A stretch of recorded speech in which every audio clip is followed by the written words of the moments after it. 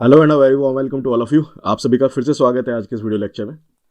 So guys, आज हम start कर रहे हैं यार अलजेब्रा। ठीक है ना। स्टार्ट कर रहे हैं हमारे क्वांटिटेटिव एप्टीट्यूड के अंदर जो आपके लेक्चर लगातार चल रहे हैं, एक नया टॉपिक जिसका नाम है अलजेब्रा। और इसमें हम क्या क्या पढ़ने वाले हैं वो मैं आपको बता दूंगा आज। तो आज है अलजेब्रा का लेक्चर 1। चलिए स्टार्ट करते हैं कहानी को। शुरू कर शुरू करते हैं proceedings. So today's algebra lecture 1। तो बॉस, अलजेब्रा के बारे में बहुत बेसिक बेसिक चीज़ें होती हैं हमारी। सबसे पहले हम देखते हैं यार एलिमेंट्स ऑफ अलजेब्रा। अगेन बहुत ही इंपॉर्टेंट टॉपिक है और बहुत बेसिक टॉपिक है। कहने का मतलब क्वेश्चन तो आता ही है, बट दूसरी चीज़ ये कि ये टॉपिक सबको आना चाहिए। मतलब अलजेब्रा अगर नहीं आता तो फिर तो दिक्कत है ना। अलजेब्रा सबको आनी चाहिए, तो इसलिए अलजेब्रा को पढ़ाऊंगा मैं यहाँ पे आपको अच्छे से। सबसे पहली चीज़ होती है आपकी एलिमेंट्स ऑफ अलजेब्रा। मतलब इसमें मल्टीप्लिकेशन, एडिशन, अलग अलग टाइप के आपके जो चीज़ें बनती हैं, फॉर्मूलेज बनते हैं, वो सब कुछ आपको यहाँ पे देखने को मिलेगा, है ना। और आपकी फैक्टर्स हो गया, है ना। फैक्टर्स के बारे में पता चलेगा, पॉलिनोमियल के बारे में जानोगे यहाँ पे। उसके बाद फिर आप आ जाते हो सीधे क्वाड्रेटिक इक्वेशन के ऊपर, या फिर हम बात करेंगे थ्योरी ऑफ इक्वेशंस की। ठीक है ना। तो ये दो टाइप से ये लेक्चर चलेगा आई थिंक। मतलब कि 4 लेक्चर्स इसके बनने चाहिए अलजेब्रा के, तो ज़्यादा कुछ इतनी बड़ी बात है नहीं इसमें। तो एलिमेंट्स ऑफ अलजेब्रा और थ्योरी ऑफ इक्वेशन के ऊपर हमारा बात करेंगे आज के लेक्चर में। हम बात करने वाले हैं यार एलिमेंट्स ऑफ अलजेब्रा का, यानी कि बेसिक्स से स्टार्ट करेंगे। ठीक है ना। बेसिक्स बिल्कुल जीरो में जा करके बिल्कुल बेसिक से स्टार्ट करेंगे, यानी कि अच्छे से बताएंगे कि अलजेब्रा होती क्या है, चीज़ें कहाँ से शुरू होती है। ठीक है guys. Okay, so let's start with the things. Now the fundamental concept of algebra. तो फंडामेंटल कॉन्सेप्ट की जब हम बात करते हैं तो सबसे पहली चीज उसमें आती है, दैट इज लिटरल्स। ठीक है ना। अब एक एक चीज को डिफाइन करते चलेंगे, समझ लीजिएगा। हालांकि अगर आपको पता हो तो ठीक है, कोई दिक्कत वाली बात नहीं। So basically algebra is a branch of mathematics जहां पे हम क्या करते हैं, सारे सारे अर्थमेटिक ऑपरेशंस जो होते हैं हमेशा लेटर्स को रिप्रेजेंट करके, मतलब कि लेटर्स की हेल्प से करे जाते हैं। तो जितने भी अलजेब्रिक ऑपरेशंस हैं आपके, मतलब जितने भी आपके ऑपरेशंस हैं लेटर्स के ऊपर करे जाते हैं, लेटर्स की हेल्प से करे जाते हैं। और वही लेटर आपकी क्या कहलाते हैं, वही लेटर आपके क्या कहलाते हैं, लिटरल्स कहलाते हैं। ठीक है ना। यहाँ पे देख लीजिएगा। Algebra is a branch of mathematics. Okay. Algebra is a branch of mathematics, is a branch of mathematics where all the operations, जितने भी ऑपरेशंस होते हैं आपके, वो किसके साथ होते हैं या आप कह सकते हो all the arithmetic operation, where all the arithmetic operation,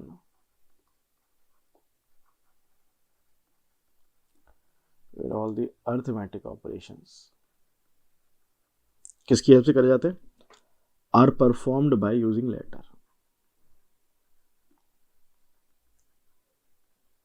are performed by using letters. Sir कैसे लेटर्स होते हैं वो, भाई अलग अलग टाइप के लेटर्स होते हैं। जैसे कि ए बी सी हो गया, है ना। P Q Y, sorry, P Q Z हो गया, like this. P Q R हो गया, सॉरी, ऐसी एक्स वाई जेड। इनको यूज करके हमारे एल्जेब्रिक ऑपरेशंस किए जाते हैं, या फिर हम कह सकते हैं अर्थमेटिक ऑपरेशंस हमारे इस तरीके से किए जाते हैं। अब जब ये अर्थमेटिक ऑपरेशंस हो रहे होते हैं तो ये जो लेटर यूज करते हैं ना, यही लेटर आपके क्या होते हैं, लिटरल्स होते हैं। ये बात याद रखिएगा तो ये जो आपके लेटर्स होते हैं, लेटर्स आर जनरली रिप्रेजेंट, देख लीजिएगा, लेटर्स आर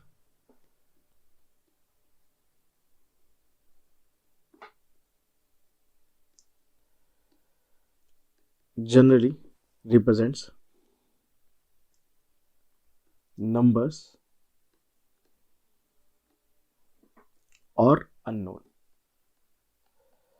तो ये लेटर्स जो है एक्चुअली वेरिएबल की तरह काम करते हैं। वेरिएबल का मतलब यही होता है, अभी बताऊंगा आगे वेरिएबल का मतलब क्या होता है। ये या तो नंबर को रिप्रेजेंट करते हैं या फिर अननोन्स को रिप्रेजेंट करते हैं ना, नंबर्स को या अननोन को रिप्रेजेंट कर देते हैं ये। और and is said to be literals, and is said to be literals. तो भाई जितने भी ऑपरेशंस होते हैं आपके इन लिटरल्स के ऊपर होते हैं, ठीक है ना। तो ऑपरेशन और लिटरल्स दिखाता हूं मैं कैसे कैसे कौन कौन से ऑपरेशंस आपके होते हैं, ठीक है। सो देखिएगा जरा, operations, operations on literals. Literals खाली एक बोलने का तरीका है, मतलब समझ रहे हो ना, वो तो आपको पता ही है कि क्या होता है। ऑपरेशन ऑन लिटरल्स या फिर नंबर। अब कैसे कैसे ऑपरेशंस होते हैं भाई इसके पास, यहाँ पे आपके जैसे कि एडिशन वाले ऑपरेशंस होते हैं। जितने भी आपके अर्थमेटिक ऑपरेशन है सबके सब पॉसिबल है यहाँ पे नहीं, जैसे x plus Y is equal to Y plus X, है ना, अगर है तो, या फिर x plus three is equal to three plus X, like this, है ना। ये एडिशन के ऑपरेशन होते हैं। एडिशन या सब्ट्रैक्शन बोल लो इसे, एडिशन एंड सब्ट्रैक्शन इसको एक ही साथ ले आओ।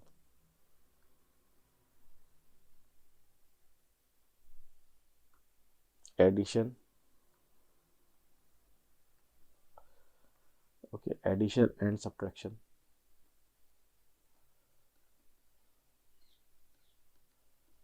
ठीक है ना, ये यहाँ पे सब्ट्रैक्ट भी होते रहते हैं, like this X minus Y is equal to three minus Z, like this, कुछ भी कर लो, है ना। तो सब्ट्रैक्शन भी इसी तरीके से होते रहते हैं आपके लिटरल्स के ऊपर ही। दूसरे टाइप के हो जाता है क्या, मल्टीप्लीकेशन, है ना। So multiplication and division, so multiplication and division ये भी इसी पे हो जाते हैं भाई, सिंपल सिंपल। कैसे होते हैं देख लो सर, जैसे आपका x into Y is equal to बन जाता है वाई एक्स या एक्स वाई, एक ही बात है, कोई दिक्कत वाली बात नहीं है, ठीक है ना। 4 इंटू एक्स आपका बन जाता है 4x, और आप अगर करोगे 4 को डिवाइड करोगे x से तो ये बन जाएगा आपका 4/x, लाइक दिस। सो ये आपके सारी की सारी चीज़ें लगातार आपकी चलती रहती हैं, बहुत सारा हिसाब किताब है इसमें। x को अगर आप करोगे वाई जेड से ये हो जाता है X Y Z, like this, इस तरीके से। सो ये ऑपरेशंस है, सिंपल ऑपरेशंस लिटरल्स के ऊपर आपके परफॉर्म होते हैं और ये आपके नंबर्स वगैरह बन जाते हैं, ठीक है ना। समझ में आई होगी बात, क्लियर। सो लिटरल्स तक की बात करी अभी हमने। अब लिटरल के आगे ही अगली चीज आती है, दैट इज वेरिएबल। तो ध्यान से सुन लीजिएगा क्योंकि यहाँ पे बार बार इन सब चीजों का, इन सब शब्दों का हम यूज करने वाले हैं, इसे समझ लीजिएगा कि होते क्या क्या। सो वेरिएबल क्या है, कुछ और नहीं है भाई, सिर्फ एक सिंबल है, रिप्रेजेंट करने का तरीका है। So a symbol which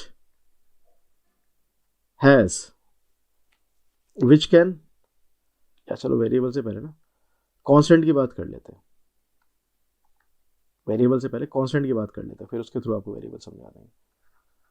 so constant, सो अभी तक तो हमने लिटरल्स देखे हैं ना, तो कांस्टेंट देखते क्या होता है। अ सिंबल, ऐसा सिंबल विच हैज,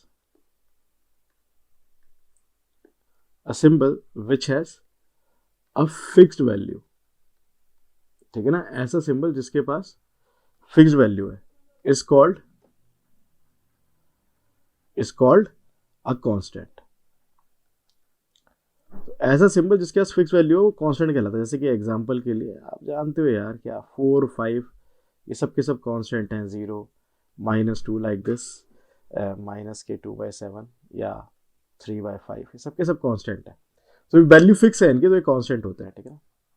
वेरिएबल, अब वेरिएबल क्या है भाई, ये भी मतलब एक्चुअली में वैल्यू तो कांस्टेंट ही लेंगे, वैल्यू तो कांस्टेंट की लेंगे, लेकिन ये अलग अलग कांस्टेंट की ले सकते हैं। तो देखो जरा मैं बताता हूँ किस तरीके से होता है।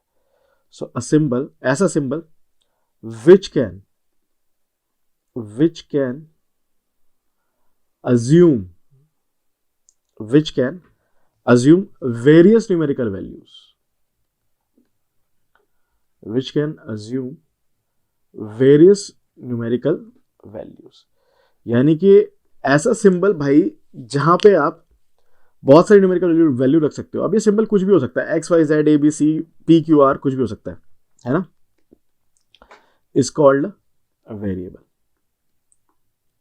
तो वेरिएबल मतलब वेरी कर रहा है, मतलब कि अपनी रंग रूप बदल बदल के दिखा रहा है, समझ रहे हो, अपना रंग रूप ये बदल बदल के दिखा रहा है। तो ऐसा सिंबल आपका क्या कहलाता है, वेरिएबल कहलाता है, ठीक है ना। तो भाई एग्जाम्पल के लिए आप ठीक है। एग्जाम्पल के लिए जैसे कि आप देख सकते हो यहाँ पे कोई भी, जैसे कि एक्स वाई जेड, ये एक्स वाई मान लो, एक्स वाई जेड ये मान लो वेरिएबल है आपका। ये वेरिएबल कब होगा, वेयर मान लो z is equal to X dot Y है। तो ये x और y में मान लो ये जो है आपका रिप्रेजेंट करता है, मान लो ये जो z है आपका, ये रिप्रेजेंट करता है आपका एरिया, सपोज दैट, है ना। जानते हो एरिया क्या होता है, लेंथ इनटू ब्रेथ। तो x क्या लेगा, x लेगा लेंथ, x के अंदर आप लेंथ की वैल्यू रखोगे, और y क्या लेगा आपका, y लेगा उसकी ब्रेथ। समझ रहे हो। तो यानी कि ये एक अकेला formula z is equal to x into y, simple हर चीज रिप्रेजेंट कर दे रहा है। तो यहाँ पे क्या देखो, z की वैल्यू चेंज हो जाएगी जब आप अलग अलग शीट लोगे, तो हर एक चीज अलग अलग तरीके से चेंज होगी। मान लो आपने एक रेक्टेंगल लिया जिसका 2 और 3 है, तो यहाँ पे x की जगह पे आ जाएगा 2, y की जगह पे आ जाएगा 3, लाइक दिस, और z कितना हो जाएगा फिर 6 हो जाएगा, ठीक है ना। हमने कोई और लिया, अगर सपोज दैट कोई और रेक्टेंगल लिया जहाँ पे यहाँ पे 3 है, यहाँ पे 4 है, तो x की जगह पे आ जाएगा 3, y की जगह पे आ जाएगा 4, और z की वैल्यू कितनी हो जाएगी 12, है ना। 3 इंटू 4 12। तो ये इस तरीके से हम देख सकते हैं कि हमारा वेरिएबल किस तरीके से, कहने का मतलब ये सिंबल ही है ना, z x y सिंबल ही है जो हम जानते हैं। अब यहाँ पे p q r भी हो सकता था, यहाँ पे a b c भी हो सकता था, कोई दिक्कत वाली बात नहीं है, बट ये सिंबल ही है। अगर उसने उसको इस तरीके से रखा है कि किसी फॉर्मूले में रखा है, या फिर कहीं पे उसने ऐसा रखा है कि वो अपनी वैल्यू चेंज कर सकता है, या फिर वो एक कांस्टेंट की वैल्यू अलग अलग ले सकता है, तो ऐसी ऐसी ऐसी कहानी को क्या कहते हैं, वेरिएबल कहते हैं। वेरिएबल जनरली आप फॉर्मूले के अंदर यूज होता हुआ देखोगे, जैसे कि मैंने फॉर्मूला बना दिया ना, सिंपल, ये किसका है, एक एरिया का फॉर्मूला है, सिंपल यार, बहुत सिंपल, लेंथ इनटू ब्रेथ, जहाँ पे x लेंथ है, y आपकी ब्रेथ है, और z आपका एरिया को रिप्रेजेंट कर रहा है। तो एक फॉर्मूले के हिसाब से आप मतलब कि कितना भी एरिया दिखा सकते हो। अब यहाँ पे z x y की वैल्यू चेंज करते रहो और आपको अलग अलग एरियाज मिलते रहेंगे। सिंपल हुई बात, समझ में आई। अब बात आ जाती है भाई फाइनली, बढ़ते बढ़ते जब बात चली है तो कहीं तो पहुंचेगी, और बात हमारी पहुंच चुकी है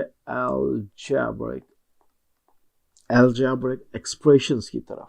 ठीक है, क्या होते हैं बता दे रहा हूं मैं, अलजेब्रिक एक्सप्रेशंस।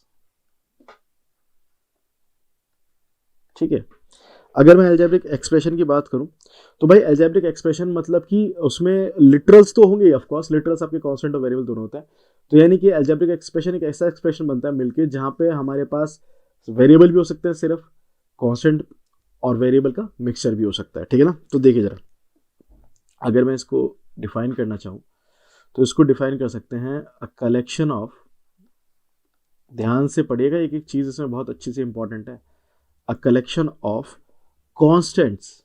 कॉन्स्टेंट्स तो समझते हो, 1 2 3 4 5 वही वाले कॉन्स्टेंट्स, एंड लिटरल्स। अब लिटरल्स क्या है, वेरिएबल भी हो सकते हैं ना, एंड लिटरल्स कनेक्टेड बाय, कहने का मतलब इक्वेशन ही बन जाएगी, कनेक्टेड बाय वन और मोर ऑफ दी, वन और मोर ऑफ दी ऑपरेशंस। मतलब कि वो कनेक्ट है आपस में, एक या एक से ज्यादा ऑपरेशन से भी कनेक्ट है, एक या एक से भी कनेक्ट है तभी हमारा काम हो जाएगा। ऑपरेशन कौन कौन से हो सकते हैं, एडिशन, मल्टीप्लीकेशन, सब्ट्रैक्शन, डिवीजन, कुछ भी हो सकता है। Operations is called N algebraic expression. समझ में आई बात। होपफुली ये मुद्दा क्लियर हो गया होगा कि अलजेब्रिक एक्सप्रेशन क्या होता है बॉस आपके सामने, है ना। तो ये अब आपका लिटरल्स हैं वो कनेक्ट हैं आपस में, ठीक है ना, वो किसी भी तरीके से कनेक्ट हैं आपस में। यानी कि अगर मैं सिंपल ये बोल दूं 4x, यहाँ पे क्या एक कांस्टेंट है 4, ये कनेक्ट है किसके साथ, एक वेरिएबल या फिर एक लिटरल के साथ, आपस में किसके, 4x, बीच में क्या है, मल्टीप्लाई है डेफिनेटली। मैं बोल दूं आपके पास 3x प्लस 4y, अब ये देखो ये आपस में दोनों एक एक करके लिखता चलता हूं। अब देखो ये एग्जांपल मैं दे रहा हूं एक्चुअली में आपको। सो 4x से 3x प्लस 4y, तो 3 और x आपस में मल्टीप्लीकेशन से कनेक्ट है, 4y भी आपस में मल्टीप्लीकेशन से कनेक्ट है, और ये पूरी टर्म्स आपस में एडिशन से कनेक्ट है, लाइक दिस, एडिशन से कनेक्ट हो जाए, कोई दिक्कत वाली बात नहीं है। या फिर कुछ इस तरीके से लिखा आ जाए, 3x माइनस के 4y प्लस के 8, ऐसा कुछ लिखा आ जाए। अब देखो यहाँ पे कांस्टेंट भी है, x भी आ गया, y भी आ गया, कोई दिक्कत वाली बात नहीं है, ठीक है ना। तब भी हमारे पास ये इस तरीके से हमारा वेरिएबल ही बन जाता है। या फिर हमारा कुछ इस तरीके से आ जाए, अजीब सा टर्म आ जाए, 2/3x स्क्वायर, अब ये अजीब सा लग सकता है किसी को, प्लस के 3x² और प्लस के 7y लाइक दिस माइनस के 9 ऐसा आ जाए, तो ये भी आपका क्या है, ये भी आपका लिटरली आपका एक एक्सप्रेशन ही है, ठीक है ना। सो अब मैं यहाँ पे अगर बोलूँ कि भाई इनमें नंबर ऑफ टर्म्स कितनी है, ये बताएंगे जरा मेरे को फटाफट से।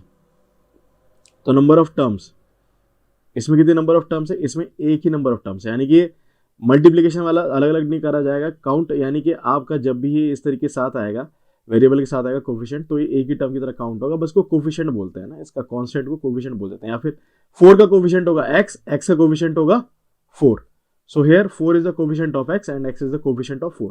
जब मैं कोफिशिएंट बोलूँ उससे भी कंफ्यूज होने की जरूरत नहीं है। यहाँ पे कितने टर्म है, बीच में जब भी एडिशन मल्टीप्लिकेशन आएगा तो यानी कि 2 टर्म, ये अलग अलग होगी, ये टर्म अलग है, ये टर्म अलग है। यहाँ पे कितनी टर्म है दिखाई दे रही है, 2 टर्म है या 3 टर्म है यहाँ पे, ये बताओ। सर आपने तो कहा था कि ठीक है ये दोनों की दोनों अगर मतलब कि एक क्या कहते हैं इसे, कांस्टेंट और लिटरल कनेक्ट हो रहे तभी। अरे जनाब ये कांस्टेंट भी है ना, तब भी वो 3 टर्म की तरह काउंट होगा अलग से, इसलिए इसको समझ लेना।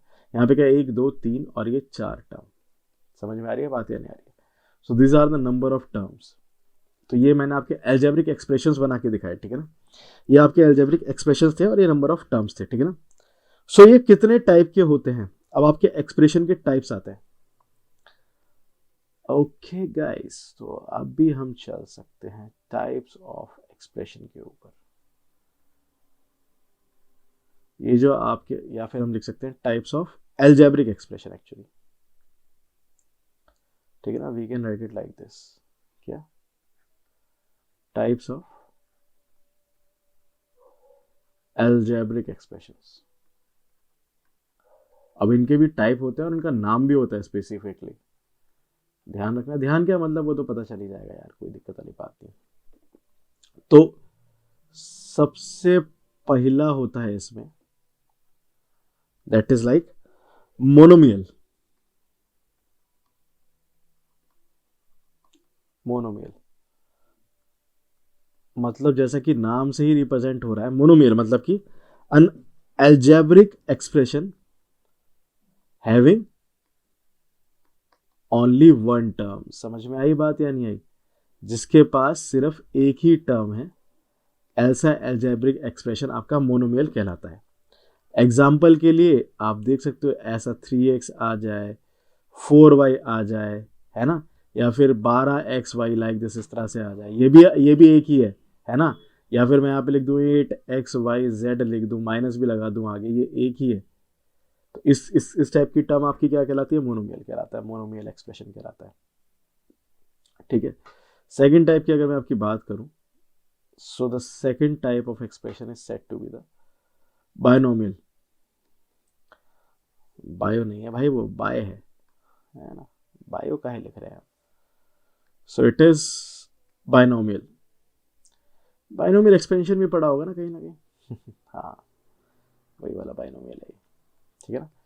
जैसे कि नाम से पता चल रहा है, बाय मतलब हैविंग, कितनी टर्म्स होंगी इसमें, हैविंग 2 टर्म्स, 2 टर्म्स होंगी गाइस इसमें। सो 2 टर्म्स मतलब एग्जांपल के लिए अगर मैं लिखना चाहूँ, ये भी एग्जांपल था। सो अगर एग्जांपल के लिए अपन लिखना चाहें, रिप्रेजेंट करना चाहें, तो कुछ इस तरीके से 8 + x, है ना, ऐसे ऐसे 2 टर्म होंगे, 3xy + के 4, कुछ भी समझ रहे हो नहीं, 3y - के xz लाइक दिस, 2 टर्म्स है ना यहाँ पे। तो जहाँ पे भी 2 टर्म्स इस तरीके से बन रही हैं, कांस्टेंट भी आ रहा है अगर, तो वो भी 2 टर्म्स में काउंट हो रहा है। ऐसी टर्म्स आपकी क्या कहलाती हैं, बायनोमियल कहला रही है। मतलब कि यहाँ पे क्या है ना, बायनोमियल में एक चीज़ का ध्यान रखना कि यार ये टर्म्स के आगे लगा ही देना यहाँ पे भाई, कोई दिक्कत वाली बात नहीं है, कांस्टेंट को अलग से मत रख लेना, बताऊंगा इसका भी रीजन आगे, कोई दिक्कत वाली बात नहीं। यहाँ पे तो ठीक है, खैर कोई इशू वाली बात है ही नहीं, पंगा सिंगल भी आ जाएगा वैसे, कोई दिक्कत नहीं है यार। तो मोनोमियल हो गया, बायनोमियल हो गया, और फाइनली क्या है, पॉलिनोमियल। पॉली का मतलब क्या होता है, 1 2 से अधिक, है ना, बहुत सारे बहुत सारे। सो पॉलिनोमियल मतलब बहुत सारे, है ना। तो हैविंग मोर देन 2 टर्म्स, ठीक है ना, हैविंग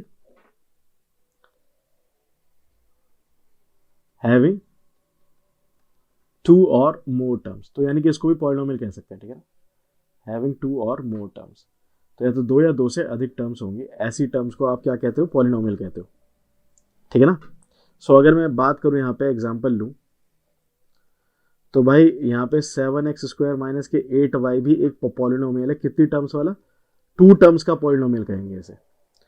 अगर मैं यहाँ पे लिखूँ यार 8x माइनस के xy प्लस के 6z, तो ये भी आपका पॉलिनोमियल है, कितनी टर्म वाला, 3 टर्म वाला। ऐसे आपके पॉलिनोमियल बनते चले जाएंगे, ठीक है ना। तो ये बात समझ में आई नहीं आई। तो ये आपके टाइप्स ऑफ एल्जेब्रिक एक्सप्रेशंस हुए कि आपके कितने टाइप के एल्जेब्रिक एक्सप्रेशंस बनते हैं, है ना। कौन कौन से टाइप के आपके एल्जेब्रिक एक्सप्रेशंस आप देखते हुए आप कौन कौन से टाइप के एल्जेब्रिक एक्सप्रेशंस को आप एनकाउंटर करोगे यहाँ पे, मतलब कि पढ़ते वक्त बेसिकली। ठीक है गाइस, तो जैसे कि आप समझ ही पा रहे हैं कि बिल्कुल बेसिक से लेकर के चल रहे हैं और कोई दिक्कत वाली बात नहीं है, ठीक है। और बहुत ही आराम से इसको पढ़ते हुए चलना है, कोई दिक्कत वाली बात नहीं है, ठीक है। तो आगे हम बात कर सकते हैं प्रोडक्ट और फैक्टर। हालांकि ये जानते हैं बच्चे, फिर भी यार क्योंकि कंफ्यूजन बिल्कुल भी ना हो, मैं बता दूं कि प्रोडक्ट और फैक्टर में कंफ्यूजन हो जाता है बच्चों को वैसे। तो प्रोडक्ट क्या होता है यार, देख लीजिएगा आराम से, व्हेन टू, है ना, व्हेन टू और मोर, व्हेन टू और मोर कांस्टेंट, एक एक शब्द बहुत इंपॉर्टेंट है, कांस्टेंट और लिटरल्स, व्हेन टू और मोर कांस्टेंट और लिटरल्स और बोथ, दोनों भी हो सकता है, और बोथ आर मल्टीप्लाई, ठीक है ना। यानी कि जाहिर सी बात है, जब भी किसी की भी मल्टीप्लाई हो रही है वो क्या कहलाता है, आपका प्रोडक्ट कहलाता है। Or multiply, then the result is said to be, then the result is said to be the product, ठीक है ना, is said to be the product. तो ये बहुत सिंपल सी व्याख्या है, बहुत सिंपल सी कहानी है कि प्रोडक्ट होता क्या, मतलब जैसे कि 8xy हो गया तो प्रोडक्ट है 8 का, x का और y का, ठीक है ना। तो जैसे कि एग्जांपल के लिए अगर मैं लिख लूँ कि सपोज एट 9yz हो गया, सो 9yz क्या है, ये एक प्रोडक्ट है, it is a product of किस का, product of 9x and 9y and z का, ठीक है ना। तो ये तो प्रोडक्ट की बात हो गई भाई। प्रोडक्ट के अलावा जो अगली चीज आती है दैट इज फैक्टर्स। इसी चीज के लिए तो लिखवाया था प्रोडक्ट, मैंने आराम से जरा देखा फैक्टर्स, ये क्या होता है फैक्टर्स। तो फैक्टर भी प्रोडक्ट की तरह ही होते हैं जैसा आपको पता ही है, बट फिर भी यहाँ पे देखिएगा जरा ध्यान से, ईच ऑफ द क्वांटिटी, कौन सी क्वांटिटी, किस क्वांटिटी की बात हो रही है यहाँ पे, जाहिर सी बात है लिटरल और कांस्टेंट, लिटरल और कांस्टेंट जो भी हो, कोई दिक्कत वाली बात नहीं है। Multiply together, multiply together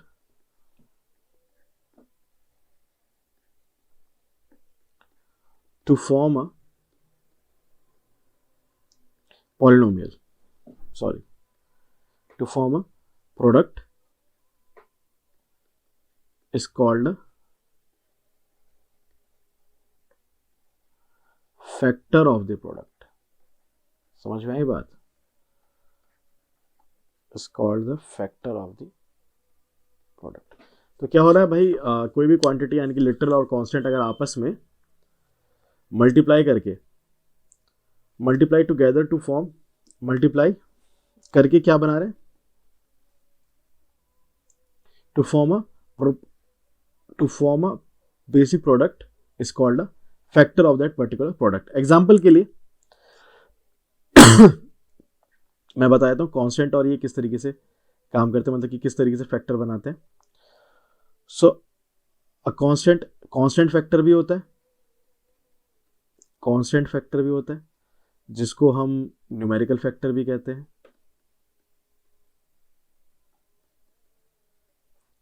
numerical factor भी कहते हैं। और भाई साहब आपका जो है एक आपका वैसा भी होता है, लिटरल वाला भी होता है जिसको हम लिटरल फैक्टर भी कहते हैं, लिटरल फैक्टर भी होता है। तो दोनों टाइप के होते हैं, ठीक है ना। तो ये किस तरीके का होता है भाई कि कांस्टेंट वाला या फिर न्यूमेरिक वाला फैक्टर क्या क्या है, तो कॉन्स्टेंट वाले की अगर मैं बात करूँ तो अगर मेरे पास टर्म है 7xy, तो इसमें क्या है 7 वो फैक्टर है ना, 7 वो फैक्टर है कॉन्स्टेंट फैक्टर। समझ में आई बात या नहीं आई? 7 वो फैक्टर है। अगर मैं लिख रहा हूँ एक्स स्क्वायर है ना एक्स वाई, तो यहाँ पे क्या है एक्स वो लिटरल वाला फैक्टर है। समझ में आई बात या नहीं आई? एक्स वो लिटरल वाला फैक्टर है यहाँ पे, एक्स या why like this. Clear? So factors यहाँ पे समझ लो अच्छे से।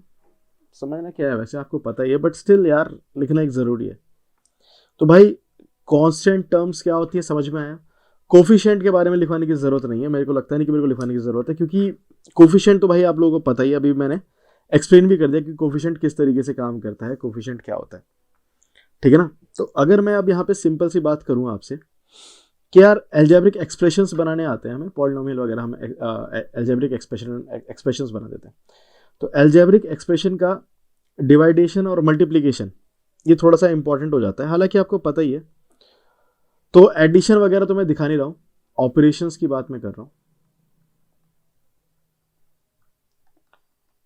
सो operations of algebraic expressions, algebraic expressions के ऊपर आप क्या कर रहे हो, फाइनली ऑपरेशंस कर रहे हो। और कौन कौन से ऑपरेशन कर रहे हो बताता हूं, ठीक है। सो भाई एडिशन कर लो, कोई दिक्कत वाली बात नहीं है। तो एडिशन कर लो। तो भाई एडिशन किस तरीके से होता है मैं बताता चलूं कि जैसे x प्लस 2x है तो ये तो जुड़ जाएगा, बिल्कुल सही बात है, 3x है, ठीक है ना, 3x हो जाएगा, ठीक है ना। ऐसे ही अगर मैं बोलूं कि y प्लस के 4y प्लस के और 3y लाइक दिस, इस तरीके से, so that would become 4 plus 3 plus 7 plus 7 8y, ये हो जाएगा। और भाई सिंपल सी बात है x प्लस वाई, अब इसको जोड़ के एक्स वाई मत कर देना, ठीक है ना। x प्लस वाई ये आपका एडिशन है, ठीक है ना। इसको जोड़ के आप कहीं x प्लस वाई मत कर देना। समझ में आ रही बात या नहीं आ रही? ठीक है ना। तो ये आपका मतलब कि एडिशन होने के लिए या फिर सब्ट्रैक्शन के लिए भी,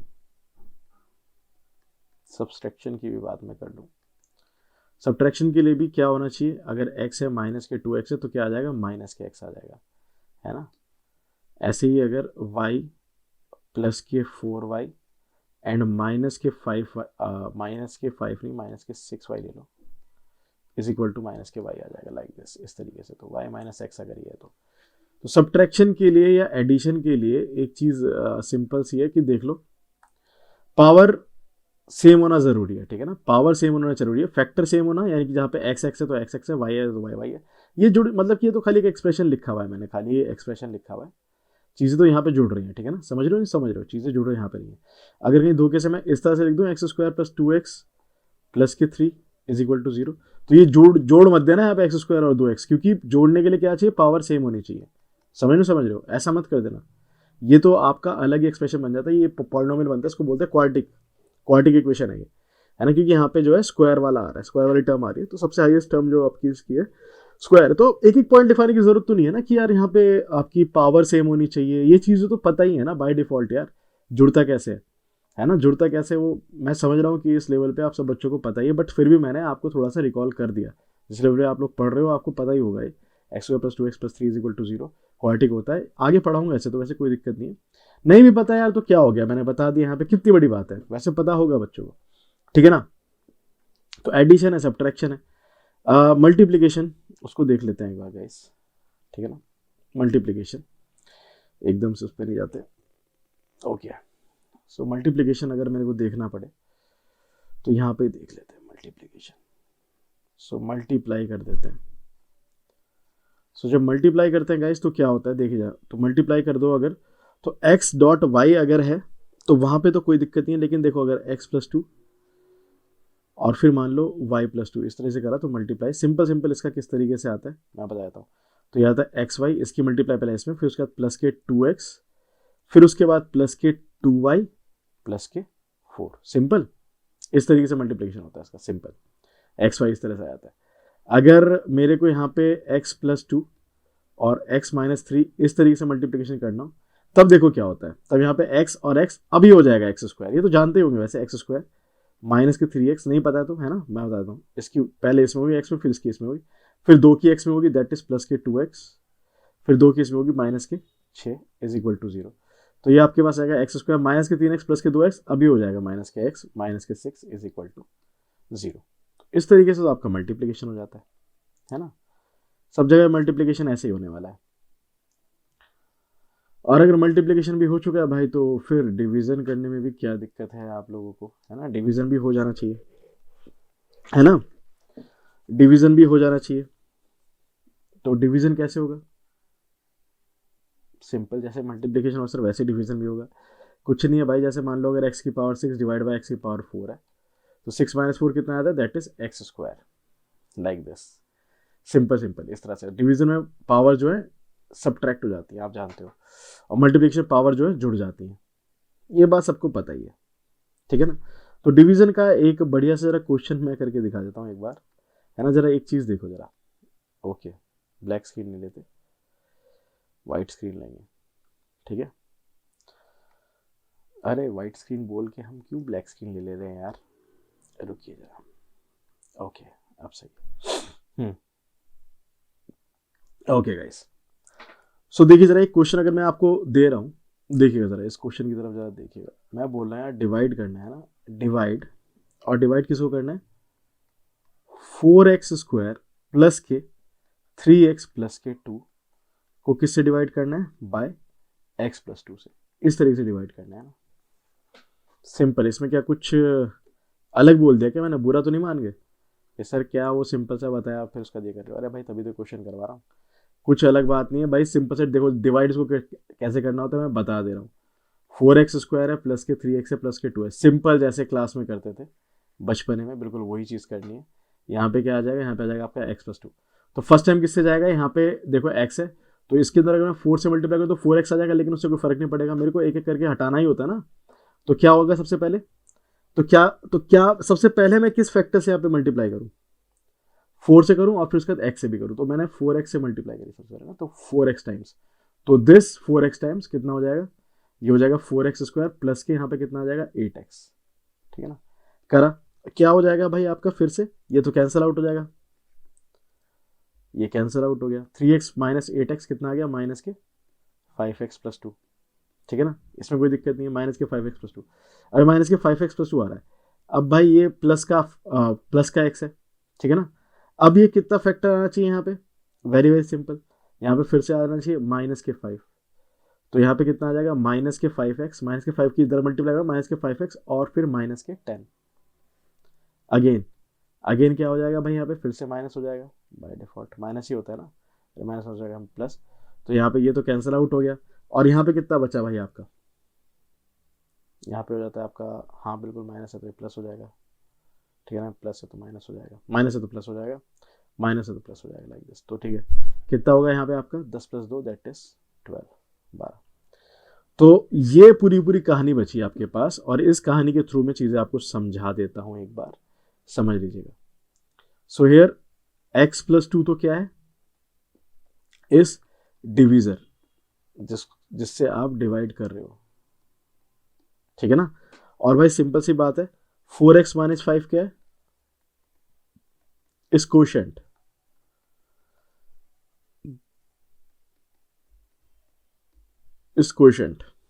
ठीक है ना। एंड 12 क्या है, 12 is reminder.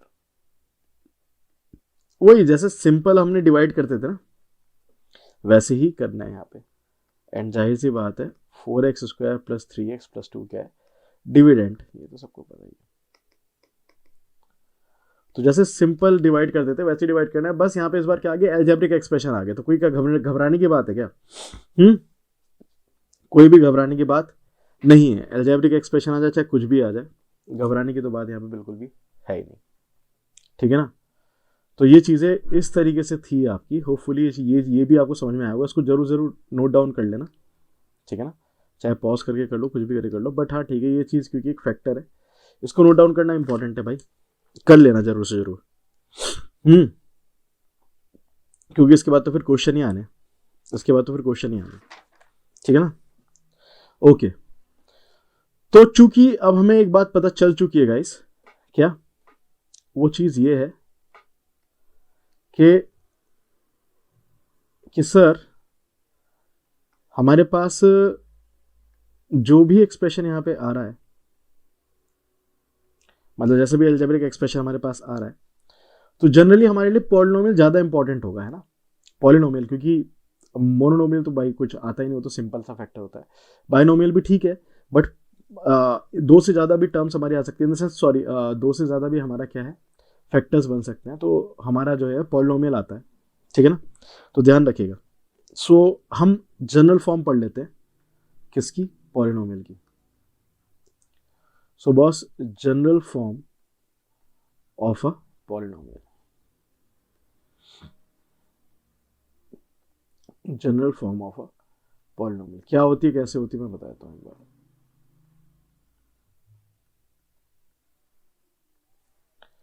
So general form of a polynomial किस तरीके से बनती है। The expression of the form, the expression of the form, कौन सी फॉर्म का एक्सप्रेशन, सिंपल भाई, कैसे, ए नॉट किसको रिप्रेजेंट कर रहा है, किसी कांस्टेंट को, है ना, ये कोई कांस्टेंट है, एक्स की पावर एन, ठीक है ना। और ये क्या है आपका, एक्स की पावर लाइक दिस, इस तरह से रिप्रेजेंट कर रहा है। फिर उसके बाद ए वन अगले कांस्टेंट को एक्स की पावर फिर से एन माइनस वन, घटती जा रही है एक एक करके, ए टू अगले को एक्स की पावर एन माइनस टू, इस तरीके से करके जो आपका बन जाता है, ये एंड में आपका ए एन आ जाएगा, क्योंकि एन माइनस एन तो जीरो हो जाता है, एक्स की power N minus N zero हो जाता है, और एक्स की पावर जीरो। और ये बात याद रखना, ये तो जानते होगे ना, एक्स की पावर जीरो हो या वाई की पावर जीरो हो या वन की पावर जीरो हो या फिर किसी की भी पावर जीरो हो आपकी, है ना, 10 की पावर जीरो, आंसर क्या आता है, वन ही आता है ना,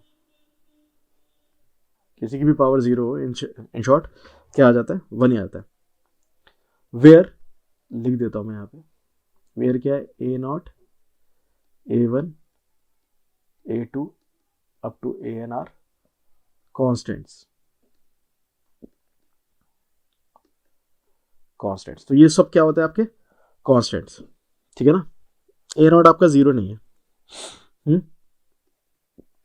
ए नॉट जीरो नहीं है, बाकी सारे सारे जीरो हो सकते हैं, कोई दिक्कत वाली बात नहीं है। एंड एन इज अ,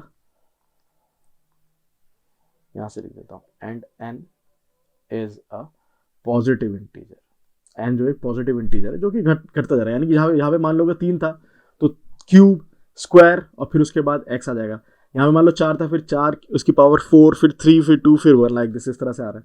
बीच में फैक्टर अगर जीरो भी हो रहा है तो एक आधा उड़ भी सकता है, उससे कोई दिक्कत वाली बात नहीं है, उड़ जाए, पहले वाला ना उड़े, पहले वाला जीरो नहीं होगा, फिर पहले वाला होगा तो फिर तो अगले वाले से शुरू होगा फिर तो ये बात तो समझ में आती है बच्चों को, ठीक है। Is called N is a positive integer, ये है, ठीक है ना।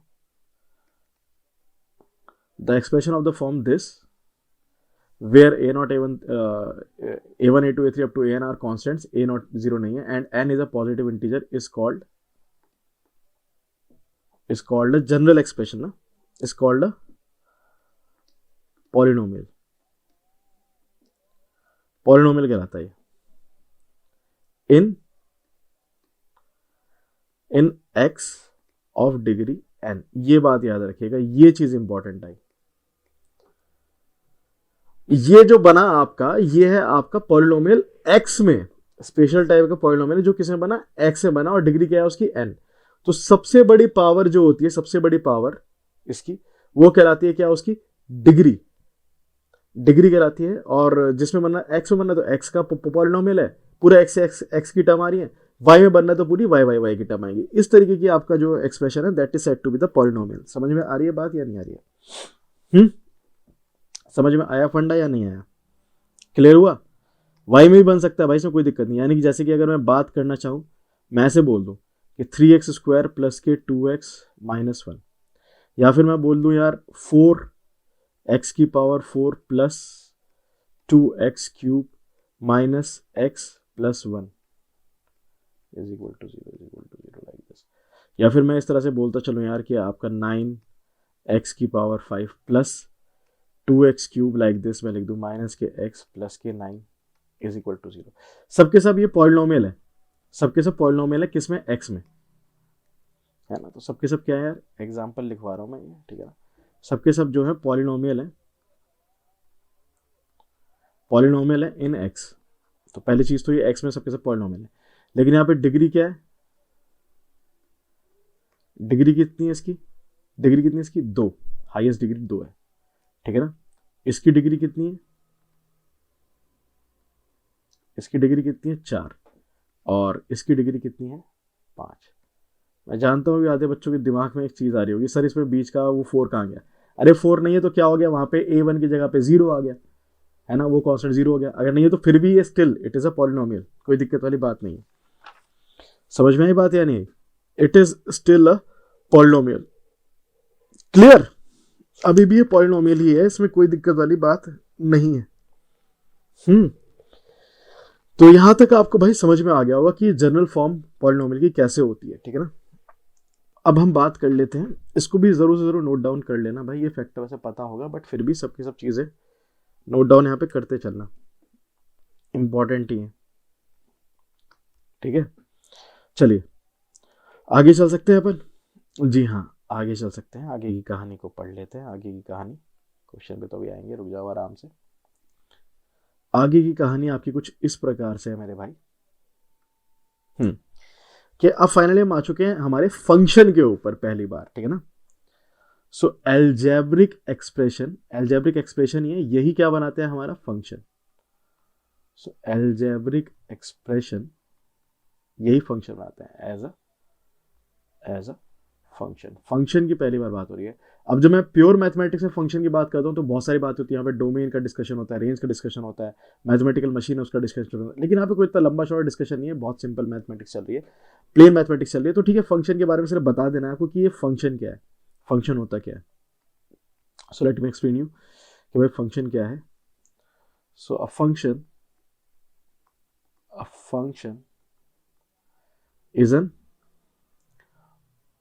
is an operation. Higher mathematics की बात है, सिंपल बात चल रही है। विच फॉर्म्स अ रिलेशन, जो क्या बनाए, एक रिलेशन बनाए, किसके बीच में, बिटवीन टू वेरिएबल्स, दो वेरिएबल के बीच में ये क्या बनाए, रिलेशन बनाए। एग्जाम्पल के लिए जैसे, एग्जाम्पल के लिए अगर मेरे को लिखना पड़े तो y is equal to F x is equal to, F X का मतलब होता है फंक्शन ऑफ एक्स, ठीक है ना। कोई बात नहीं, ऐसे एक काम कर दो, एफ एक्स हटा दो, कोई दिक्कत नहीं है, नहीं तो फालतू में कंफ्यूज हो जाओगे। तो ये है आपका जैसे y is equal to X, या फिर y is equal to x square, या फिर y is equal to x cube, ये सब के सब क्या है, फंक्शन है। समझ में आ रही है बात या नहीं आ रही है। तो ये सबके सब फंक्शन है। तो बेसिकली इसको बोलते कैसे हैं, अब मैं इसको समझाता हूं। बोलते कैसे, तीनों फंक्शन है आपके, तीनों आपके y के फंक्शन है x में, फंक्शन ऑफ y मतलब function of x for y, है ना।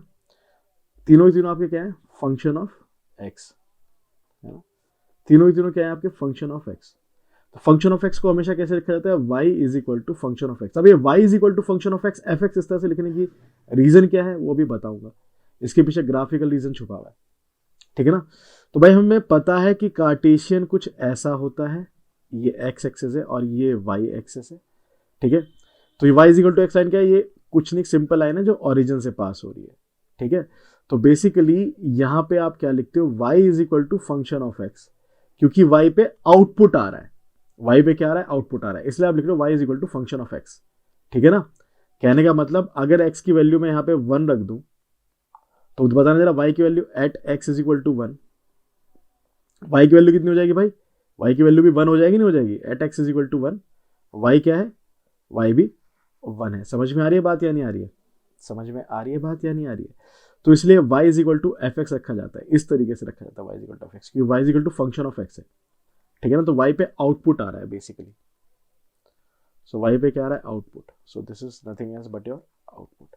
ऐसे ही आप अगर y is equal to x square की बात करते हो गाइस, तो वो क्या होता है आपका, वो एक पैराबोला होता है, इस तरीके से, पता ही है सबको, नहीं पता तो देख लो।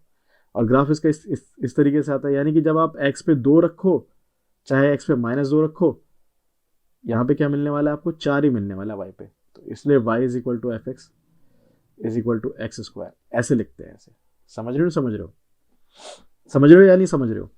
जैसे कि आपने अगर at x is equal to 2 रखा या x इज इक्वल टू -2 भी रख दो, तब भी आपको क्या मिलने वाला है, y इज इक्वल टू 4 ही मिलने वाला है। ठीक है, ऐसे ही आपका y is equal to x cube है। अब ये मैं घर से बना के दे सकता हूँ ग्राफ, ठीक है ना। से ग्राफ कैसे आएगा, समझ रहे हो नहीं समझ रहे हो? ये वाला फंक्शन लाइक दिस, ऊपर की तरफ और ये नीचे की तरफ। अब इसको चेक करना है ना, वैल्यू रख के चेक करो इसकी। अब ये आपका काम, आपका घर के लिए वैल्यू रख के चेक करना है इसे आराम से। तो ये आपका algebraic expression as a function बन रहा है, ठीक है ना। तो एल्जेब्रिक एक्सप्रेशन ही था आपका, बट उसे क्या करा, मतलब फंक्शन की तरह उसको डिफाइन कर रहे हो, मतलब कि इससे फंक्शन आपने पहली बार देखा कि इसको कहते हैं फंक्शन एक्चुअली। ठीक है ना, तो फंक्शन बनता है। ये ग्राफिकल समझ में आ रहा होगा ना, सिंपल सी बात है, इसको चेक भी कर लेना भाई। ग्राफ कॉपी बचपन में देखी होगी अगर, है ना, देखी होगी, करा भी होगा उस पर काम, याद है आपको, वहां पे भी जाके आप देख सकते हो। नहीं तो सिंपल सिंपल यार, इसको एक्सप्रेशन आपको दिख ही रहा है, इसमें कोई अलग से कुछ और 30 मार्क वाली या कुछ अलग से बहुत बड़ी वाली बातचीत है नहीं। Okay, now the next thing is, अब क्वेश्चन के ऊपर आते सीधा था। When x cube plus 3x square minus k x plus 4 is divided by x minus 2, the remainder is k, find the value of the constant k। भाई सीधी सी बात है, कांस्टेंट k की वैल्यू फाइंड करनी है, तो या तो इसको डिवाइड करके देखो, या फिर क्या करोगे, या फिर इसका फंक्शन मानो। देखो जरा कैसे फंक्शन में मानते हैं इसका। Let f x is equal to, function क्या आ रहा है, x cube plus k 3x square minus k x plus k 4, ये आपका फंक्शन बन रहा है, ठीक है ना। अब ये कह रहा है is divided by x minus 2, the remainder is k, find the value of the constant k। तो ये x माइनस 2 है, तो यानी कि x माइनस 2 क्या बन रहा है इसका, x माइनस 2 क्या बन रहा है इसका, x माइनस 2 इसका एक फैक्टर बन रहा है इज इक्वल टू 0। तो बस इस चीज को ध्यान रखना है, x माइनस 2 को 0 के इक्वेट कर दोगे तो उसका एक फैक्टर बनेगा, तो यानी कि x इज इक्वल टू क्या आ जाने वाला है, यहाँ से 2 आ जाने वाला है। x माइनस 2 को अगर 0 के इक्वेट करोगे तो वो एक फैक्टर बनना है, that is equal to 0, that is equal to 2। तो बस इसकी वैल्यू आप क्या रख दो, यहाँ पे 2 रख दोगे। तो x की वैल्यू जब आप 2 रखोगे इसमें, तो आपको क्या मिल जाएगी, तो आपको इस वाले एक्सप्रेशन में तो आपको क्या मिल जाने वाला है, आपको k की वैल्यू मिल जाने वाली है। सो बेसिकली 2 का क्यूब, x माइनस 2 को 0 के इक्वेट क्यों करा भाई, क्योंकि डिवाइड कर रहा है इससे x/2 से, है ना, ध्यान रखना, x माइनस 2 से, ठीक है। तो इसलिए x बराबर 2 रख दे यहाँ पे, और देख लीजिएगा 2 क्यूब प्लस के 3 एक्स स्क्वायर का मतलब कितना हो गया 4 माइनस के एक्स का मतलब कितना हो गया 2 plus k 4 is equal to 0। तो यहाँ पे कितना आ गया 8 प्लस के 24 माइनस के 2 के plus k 4 is equal to 0। इसको जोड़ लो, 24 और 8 32, 32 और 4 36, 36 उठ के उधर चला गया, या फिर 2 के को इधर ही रखो, 36 इधर आ गया, माइनस माइनस वैसे कैंसिल आउट हो जाएगा। सो के की वैल्यू कितनी आ गई, के इज इक्वल टू आ गया आपके पास, दैट इज 18 आ गया, कुछ और आएगा यार, एक सेकंड देखें तो, x cube plus k 3x square minus k x था एंड प्लस के 4 था, यही था ना, ठीक है। तो देखो जरा रिमाइंडर, ठीक है, 24 माइनस 2 के इज इक्वल टू, अच्छा यहाँ पे कितना आ रहा है, 2 का क्यूब था ना इधर, यस 2 का क्यूब था इधर, तो 2 का क्यूब था 8, 3 चौक 12 आएगा इधर यार, मैं वही सोचूं कि गड़बड़ कहाँ पे हो रही है।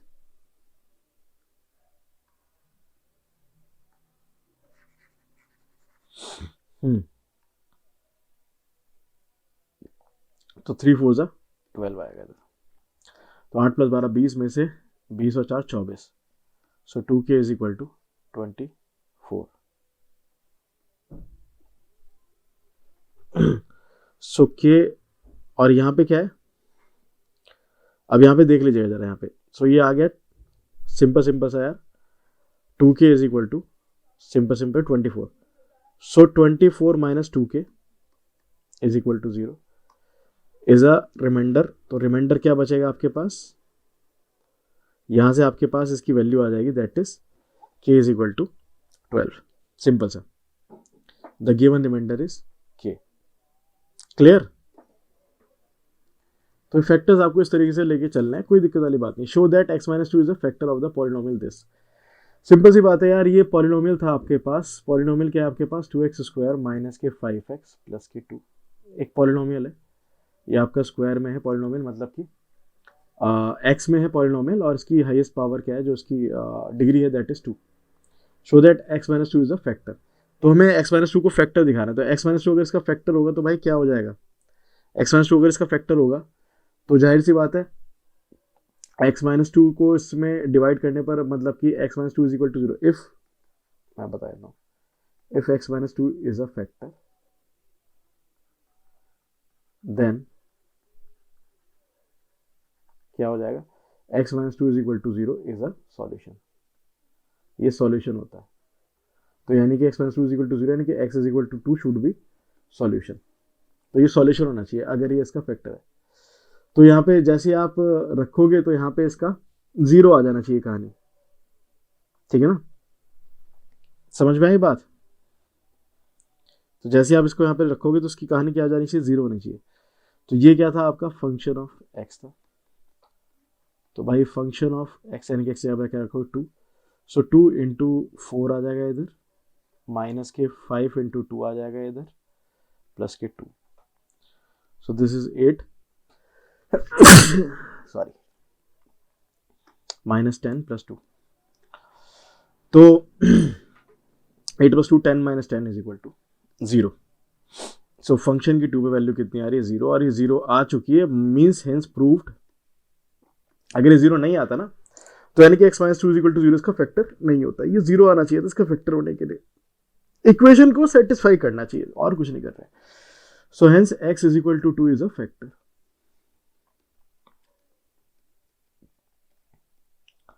इक्वेशन को सेटिस्फाई करना चाहिए। क्लियर? ओके, नेक्स्ट थिंग देख लो जरा यहाँ पे क्या कर रहा है वो। Expression prove that 2x plus 5 is a factor of this polynomial. तो भाई सिंपल सी बात है यार, अगेन वही 2x plus 5 is equal to 0 should be factor. तो यानी कि x is equal to minus k 5/2। ये रखने पर 0 आ जाना चाहिए। तो फंक्शन की x पर वैल्यू क्या है? मतलब फंक्शन x हमने माना दैट इज 2x² प्लस के 11x प्लस के 15। ठीक है, अब क्या कर देना है? फंक्शन की वैल्यू चेक करनी है माइनस के 5/2 पे। अब बहुत ध्यान से 2 और यहाँ पे क्या आ जाएगा? माइनस के 5/2 का होल स्क्वायर प्लस के 11 और यहाँ पे कितना आ जाएगा? 5/2 प्लस के 15। तो इसको सॉल्व करो तो यहाँ पे 2 और यहाँ पे माइनस के 5 माइनस माइनस स्क्वायर मतलब प्लस हो जाएगा। सो दैट इज 25/4 प्लस के 11×5 55 लाइक दिस 55/2 एंड प्लस के 15। ठीक है, ये आ जाएगा आपका 2 बार चला जाएगा। 2 को ऐसे में निकाल लो सीधा सीधा, तो ऊपर क्या बच जाएगा आपके पास? 25 प्लस 55 प्लस इसकी 2 की मल्टीप्लाई इधर हो जाएगी, that is 30 divided by 2। So 25 plus 55 plus के 30 डिवाइडेड बाय 2 और ये पूरा पूरा कितना बन जाएगा आपके पास? अच्छा यहाँ पे क्या ये माइनस का है ना, ये गलती होगी, बस ये माइनस का ध्यान रखना। तो ये माइनस का है,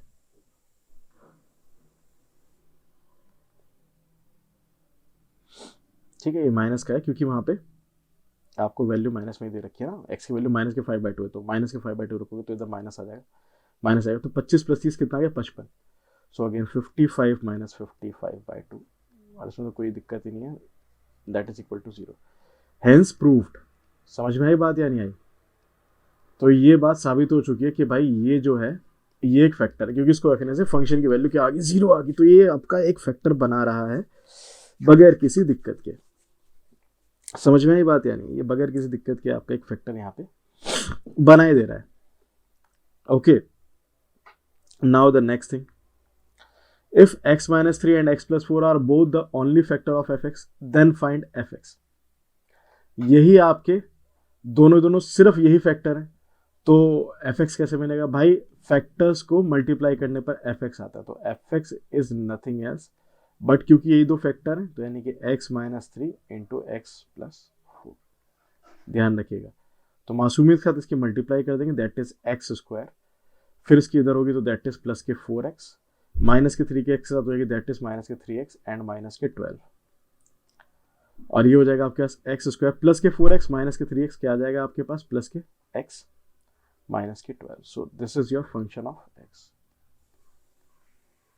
समझ में आई बात? सिंपल सिंपल, अभी तो हम बिल्कुल सिंपल सिंपल लेकर के चल रहे हैं। मतलब कुछ भी बहुत बड़ा क्वेश्चन अभी नहीं है, लेकिन हाँ यार यहीं से ही बनती है चीज़ें, क्योंकि बहुत बेसिक एक्चुअली में अलजेब्रा है भी यहाँ पे बहुत बेसिक्स वाला, ठीक है ना। अभी जब आपके थ्योरी ऑफ इक्वेशंस आएगी वहाँ पे चीज़ें थोड़े से क्वेश्चंस बनने शुरू होंगे बढ़िया बढ़िया, लेकिन खैर यहाँ पे भी कई बार दिक्कत कर जाते हैं बच्चे पॉलिनोमियल में और ये सब चीज़ें निकालने में, एचसीएफ एलसीएम में भी कई बार दिक्कत कर देते हैं। तो यहाँ पे देखो जरा किस तरह से निकाल रहे हैं एचसीएफ और एलसीएम, किस तरह से निकाल रहे हैं। Find the HCF and LCM of the following polynomials. तो भाई पहला पॉलिनोमियल आप मान लो f x is equal to कितना है, दैट इज एक्स प्लस 2 का होल स्क्वायर, एक्स माइनस 3 का whole square and x plus 1 का होल स्क्वायर। पहला पॉलिनोमियल मान के पहला पॉलिनोमियल मान लो। दूसरा पॉलिनोमियल जी एक्स मान रहे हो ना खाली अभी, तो ये मान लो ये रहा एक्स प्लस 1 का होल क्यूब, एक्स प्लस 2 का whole cube and x minus 3, ठीक है ना। सो अगर हम HCF की बात करें, so this is the highest common factor, we take the highest power of factor, है ना। क्या लेते हैं हम? हाईएस्ट पावर ऑफ फैक्टर, ध्यान से, okay. Highest power of factors common to both, highest power of factor common to both, कहां पे? F x and g x. तो एफ एक्स और जी एक्स में कॉमन जो होता है, सबसे बड़ा पावर का कॉमन फैक्टर इसमें एचसीएफ आपका लिया जाता है। दैट इज अगर मैं एचसीएफ की बात करूं ऊपर से, तो कितना आने वाला है भाई? एक्स प्लस 2 की सबसे हाईएस्ट कॉमन पावर कौन सी है? यहाँ पे एक्स प्लस 2 की पावर 2 है, यहाँ पे एक्स प्लस 2 की पावर 3 है, तो दोनों में कॉमन और सबसे हाईएस्ट पावर कौन है? जो सबसे हाईएस्ट कॉमन पावर है, समझ रहे हो नहीं समझ रहे हो? सबसे हाईएस्ट कॉमन पावर है दैट इज एक्स प्लस 2 का स्क्वायर, ठीक है ना। अब एक्स माइनस 3 यहाँ पे भी, एक्स माइनस 3 यहाँ पे भी, लेकिन सबसे बड़ी कॉमन पावर कौन सी है? एक्स माइनस 3 की पावर 1, एक्स प्लस 1 ऊपर भी है और नीचे भी, एक्स प्लस 1 का होल स्क्वायर, लेकिन ठीक है ना।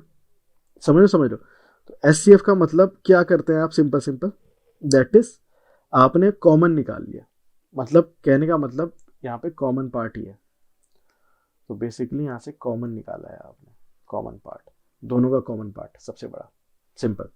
एक्स प्लस 2 का स्क्वायर कॉमन आ गया, दोनों में से कॉमन निकाल रहे हो, ठीक है ना, लाइक दिस एफ एक्स और जी एक्स में से। क्लियर? कोई समस्या नहीं है। अगर मैं एलसीएम की बात करूं, तो एलसीएम हमेशा क्या होता है?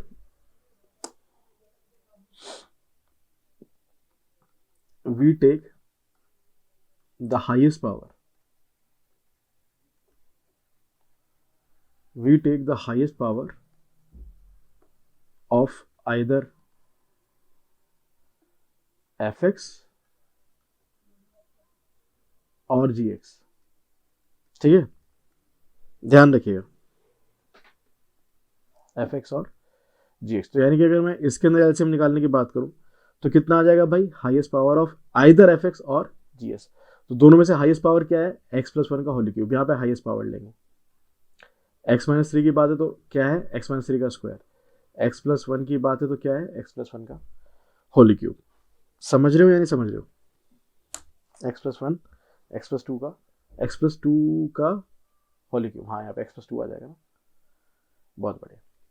सो दिस इज द एलसीएम। तो एलसीएम और एचसीएफ किस तरह से लिए भाई? वैसे ही सिंपल जैसे आप अभी तक लेते आए हो वैसे ही आपने लिए हैं यहाँ पे भी, एलसीएम और एचसीएफ। तो कुछ अलग से बात नहीं हुई है, एल्जेब्रिक फंक्शन है, एल्जेब्रिक फंक्शन की तरह इसने यहाँ पे भी काम ही किया है, ठीक है ना।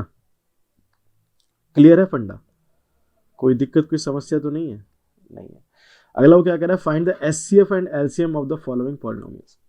अब भाई इन पॉलिनोमियल का एचसीएफ एंड एलसीएम बताओ। तो अगेन क्या करेंगे भाई? कुछ नहीं करना है, f x is equal to लिख लो 22x इंटू एक्स प्लस 1 का होल स्क्वायर, और g x is equal to यहाँ पे भी लिख लो क्या? 36x स्क्वायर और 2x square plus 3x plus 1।